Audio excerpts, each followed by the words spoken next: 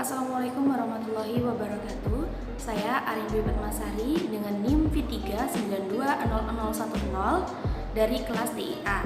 Di video ini merupakan hasil tugas UTS, ujian tengah semester, mata kuliah Analis Perancangan Sistem, Prodi D3 Teknik Informatika, Sekolah Vokasi Universitas 11 Maret.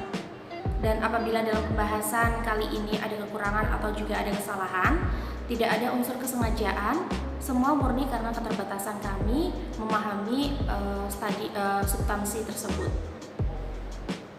Dan pada kali ini saya akan membahas tentang analis perancangan sistem informasi pada aplikasi Lazada. Untuk pembahasan yang pertama, bab pertama yaitu merupakan rekayasa kebutuhan lazada.com. Kebutuhan fungsionalnya pada aplikasi lazada.com ini berguna untuk proses jual dan juga proses beli suatu produk secara online, baik mulai dari pemesanan hingga pengiriman produk tersebut. Untuk kebutuhan non fungsionalnya, yaitu pembeli dapat melakukan transaksi lebih dari satu pada setiap akunnya, dan penjual atau supplier bisa menjual produk lebih dari satu jenis dan juga memvalidasi pembayarannya. Kategori kebutuhan khusus dengan standar IEEE 803/1993, faktor kualitas eksternal pada perangkat lunak lazada.com. Kategori kualitas yang bisa dijalankan ketertarikan utama dari para pelanggan diantaranya. Yang pertama adalah ketepatan. Setiap jenis transaksi yang melibatkan ketersediaan barang dan respon dari penjual serta pengirim. Yang kedua adalah portability. Sistem dibangun sebagai aplikasi marketplace online. Yang ketiga adalah unjuk kerja atau performance, dapat diakses 24 jam dan bisa melayani ribuan pembeli perharinya. Yang keempat adalah ketersediaan dan juga kualitas antarmuka atau interface. Menu tersedia dalam bahasa Indonesia. Maintainability, sistem dapat dipantau atau dipantau dari titik jauh. Ketersediaan. Yang berikutnya adalah ketersediaan akan ditanggung oleh supplier atau juga penjual masing-masing dan tingkat ketersediaan waktu yang tak terbatas. Yang selanjutnya adalah security system, hanya bisa diakses menggunakan akun yang sudah masuk di aplikasi lazada.com. Berikutnya adalah tujuan bisnis proses dari startup lazada.com. Lazada Group ini didirikan pada 27 Maret 2012 oleh Rocket Internet dengan tujuan membangun model bisnis Amazon.com di Asia Tenggara untuk mengambil keuntungan dari pasar konsumen online yang baru lahir dan lemahnya kehadiran Amazon di sana. Untuk bab 2 yaitu perspektif pemangku kepentingan dari aplikasi lazada.com. Analisa bagaimana budaya dan juga perspektif startup yang Anda amati terhadap poin berikut ini. Yang pertama, bagaimana instansi dari masing-masing kelas customer dari aplikasi lazada.com. Yang pertama, kelas merupakan instansi, pemilik modelnya Anthony Salim, pemilik sistemnya Alibaba Group, penggunanya semua orang yang menginstal aplikasi Lazada dan login pada akun Lazada baik penjual maupun juga pembeli. Berikutnya, bagaimana kebutuhan bisnisnya. Hampir 100% pengguna aplikasi Lazada ini melakukan aktivitas jual atau seller dan pembeli atau yang dinamakan customer. Yang ketiga adalah berikan 4 contoh kebutuhan penggunanya. Yang pertama, bisa berbelanja tanpa harus datang ke tokonya. Yang kedua, mendapat penghasilan dari berjualan di aplikasi Lazada. Yang ketiga, mendapatkan fitur chat untuk menanyakan detail barang atau kejelasan barang. Yang keempat, mendapatkan cashback atau gratis ongkir, promo, dan lain sebagainya. Yang berikutnya adalah bagaimana aturan bisnisnya. Internet yakni sebuah media komunikasi pemasaran di mana konsumen dapat berinteraksi dengan toko online yang berusaha memberikan penawaran kepada mereka. Mereka dapat secara langsung mengontrol pemesanan ataupun permintaan informasi lebih lanjut. Demikian pula yang dilakukan Lazada Indonesia untuk dapat menciptakan nilai bagi pelanggan dan membangun hubungan dengan pelanggan melalui internet yang telah memberikan pemasar dengan cara yang baru. Melalui media website, Lazada Indonesia ini memberikan informasi lebih mendalam dan leluasa mengenai bentuk serta manfaat dari suatu produk. Hal ini lebih menguntungkan pemasar dibanding menggunakan media lain, di mana pemasar harus mengeluarkan biaya yang cukup besar untuk iklan. Dan dalam hal ini, website yang sama fungsinya dengan iklan dan merupakan media penjualan baru karena mampu memberikan informasi, bujukan, mengingatkan konsumen mengenai penawaran produk, dan melakukan transaksi perdagangan elektronik atau e-commerce. Yang kelima adalah memberikan 4 contoh atribut kualitasnya. Judul dengan adanya atribut varian seller dapat menempatkan varian yang sejenis ke dalam satu produk yang sama. Yang kedua, seller dapat menempatkan perbedaan varian ke dalam atau produk yang sama walaupun beda harga. Yang ketiga, memberikan berbagai fitur untuk membedakan kualitas. Yang keempat, seller dapat mendeskripsikan suatu barang dengan menuliskan di deskripsi barang. Dan untuk yang keenam, memberikan 4 contoh antarmuka eksternal. Halaman awal menarik dengan navigasi yang mudah, fitur search yang mutakhir, halaman detail produk yang lengkap, dan juga proses transaksi intuitif.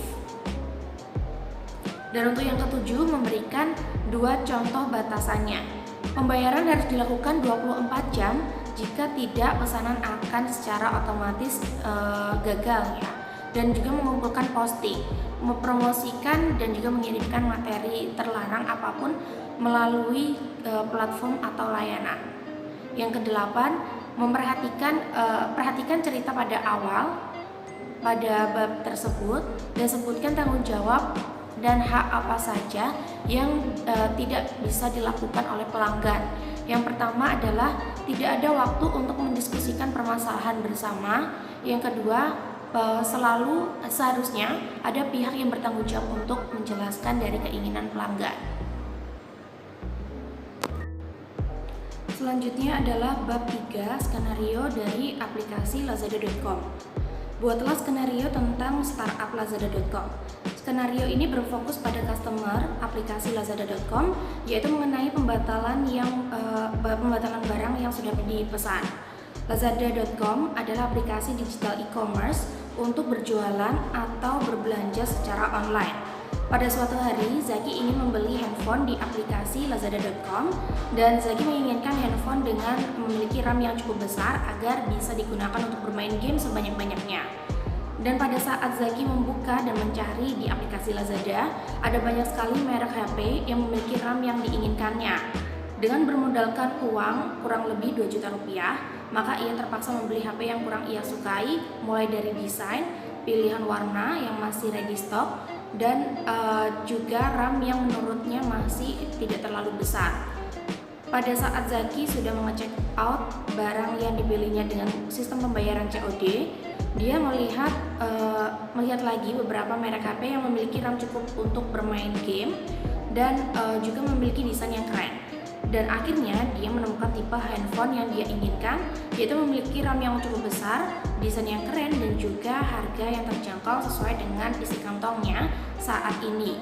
Walaupun berbeda tempat pemesanan, lalu ia membatalkan pemesanannya yang pertama dan mengganti dengan pemesanannya yang terbaru. Dan ia juga tahu ketentuan untuk membatalkan pemesanannya, yaitu yang pertama, pembatalan tidak dapat dilakukan apabila produk yang dipesan adalah koleksi Taobao. Yang kedua, sudah dipesan di gudang, diproses di gudang. Yang ketiga, sudah diproses oleh pihak supplier. Dan yang keempat adalah sudah dalam proses pengiriman. Nilai total pesanan setelah satu atau beberapa item dibatalkan harus tetap memenuhi ketentuan penggunaan voucher, diskon atau promosi yang lainnya. Kalau tidak memenuhi, maka keseluruhan pesanan akan dibatalkan. Dan ketiga, dapat membatalkan pesanan maksimal 1 jam setelah pemesanan dibuat. Untuk bab keempat, elisitasi kebutuhan dari aplikasi lazada.com. Tentukanlah pemangku kepentingan dari aplikasi startup Lazada.com. Yang pertama, pemilik, yaitu Lazada Indonesia. cabang dari jaringan retail online Lazada di Asia Tenggara Group, Lazada Internasional di Asia Tenggara. Yang kedua, karyawan yaitu agen ekspedisi terkemuka dan juga terpercaya di Indonesia seperti JNE, First Logistik, Pandu Logistik, dan juga Lazada Express untuk sistem pengirimannya. Yang ketiga adalah kreditor. Lazada menggandeng partner perbankan untuk mengatasi masalah produk payment. Yang keempat adalah seller, yaitu orang yang menjualkan dan juga mempromosikan barang di aplikasi lazada.com. Yang berikutnya yaitu customer, yaitu orang yang membeli suatu barang untuk yang dijualkan dari seller. Berikutnya, tentukan viewpoint pada startup yang Anda amati. Yang pertama, operator, customer atau pembeli, dan juga seller atau juga penjual. Indirect viewpoint manajemen merupakan manajemen Lazada, staff IT Lazada, pihak pengiriman, dan juga customer service. Dan untuk domain viewpoints, staff database dan juga customer database. Untuk bab kelima yaitu analisa kebutuhan lazada.com. Buatlah skenario kesalahan yang biasa user alami dalam menggunakan aplikasi atau website di startup yang telah Anda amati. Seseorang pengguna ingin membeli suatu barang di aplikasi lazada.com dan pada saat men-setting alamat tujuan, tetapi pengguna salah mencantumkan nomor rumah. Pada saat barang datang, ternyata kurirnya telah mengirimkan ke alamat sesuai tertera pada penyetingan alamat sebelumnya, dan user tidak bisa melacak barangnya tiba di mana. Yang berikutnya, dari skenario yang sudah saya buat, pada poin A, coba identifikasi menggunakan skenario data methods pada startup yang Anda amati. Indikator skenario berupa asumsi awalnya, pengguna telah men-setting data pribadi serta alamat pada akun lazada.com tanpa memperhatikan ketelitian dari option yang sudah ada pada aplikasi lazada.com. Keadaan normalnya, pengguna atau customer ini telah mengecek out barang yang telah ia pilih tetapi tidak mencantumkan alamat lengkapnya. Dengan demikian, seller akan mengirimkan barang sesuai settingan dari aplikasi lazada.com, dan pada saat barang tiba di tempat tujuan customer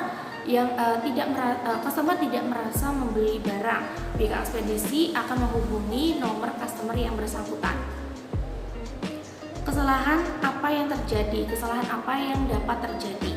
Jadi customer akan kebingungan ya, karena hasil pelacakan barang tidak sesuai dengan kebenarannya, dan customer akan menanyakan kesalahan tersebut, kesalahan tempat kepada seller untuk mengkonfirmasi kepada pihak ekspedisi agar mengirimkan ke alamat yang baru, ataupun customer akan mengecek kembali dari alamat yang sudah ia setting.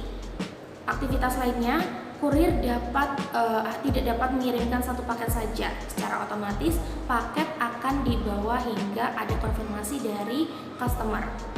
Dan kondisi akhirnya, terdapat dua option pada kondisi akhir tersebut ya, yaitu pihak customer akan memberitahu seller bahwa barangnya sudah salah alamat dan memberikan tahu alamat yang benar. Setelah itu, seller akan memberitahu kurir untuk mengirimkan ke alamat yang sudah diganti. Yang kedua adalah pihak kurir menghubungi customer karena dari pihak penerima sesuai alamat yang sebelumnya salah tidak menerima paket. Berikutnya bab 6, spesifikasi kebutuhan dari lazada.com. Modelkan dengan simbol siapa saja aktor yang ada di dalam startup yang saya amati. Yang pertama adalah penjual atau seller yang menjualkan barang atau produk dan bisa menambahkan jumlah produk. Yang kedua adalah pembeli atau customer, membeli dan melakukan pembayaran terhadap suatu barang atau produk. Yang ketiga adalah pemilik startup, menjembatani antara penjual, pembeli, pihak ekspedisi, serta meningkatkan dan mengkomunikasikan kinerja dari aplikasi tersebut. Yang keempat adalah ekspedisi, kurir yang mengantarkan barang yang telah dipesan menuju customer. Pertanyaan kedua, dari aktor yang sudah saya buat identifikasi di atas, selanjutnya petakan berdasarkan aktor kasus penggunaan apa saja yang terkait dalam startup yang saya amati. Yang pertama, penjual. Penjual harus mengecek barang yang ready stock atau yang tersedia ataupun barang yang pre-order agar dapat mempermudah pembeli dalam memilih. Yang kedua adalah pembeli. Setelah melakukan pembelian, maka yang dilakukan adalah melakukan pembayaran dan memilih metode pembayarannya. Yang ketiga adalah ekspedisi. Kurir akan mengantarkan barang pesanan ke tempat tujuan dengan menyelesaikan administrasi pembayaran. Yang keempat adalah pemilik startup, merancang serta mengkomunikasikan pada perusahaan. Untuk bab ke-7, use case diagram dari aplikasi lazada.com. Create use case diagram dari lazada.com. Di sini yaitu pengguna yang belum registrasi melakukan registrasi tersebut dan juga bisa melihat dan juga mencari produk. Untuk pengguna yang sudah registrasi, ini bisa melakukan pemesanan produk, pembatalan produk, cek status pengiriman produk, pengembalian barang, mengisi atau mengedit alamat, memilih metode pembayaran dan juga konfirmasi pembayaran. Dan untuk kurator barang, ini bisa melakukan registrasi, bisa melakukan login atau logout, bisa juga mengecek pesanan dan juga membatalkan pesanan. Dan untuk keuangan, untuk aktor keuangannya, ini bisa login dan juga logout dan juga memvalidasi pembayaran. Dan untuk aktornya, ini bisa cek ketersediaan barang dan juga kirim barang ini dari pihak ekspedisi. Sekian penjelasan kali ini. Bila ada kurang lebihnya saya mohon maaf. Wassalamualaikum warahmatullahi wabarakatuh.